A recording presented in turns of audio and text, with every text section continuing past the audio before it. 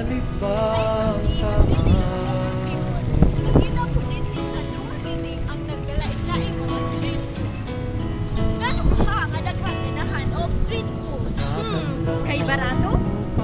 Kay magyat ang bisan asa. O karon ato ng pagasundan ng atong adventure. Let's go! Ilahon na to ang mga street foods sa Quezon. Ano kaya ang marating ang street food sa street food?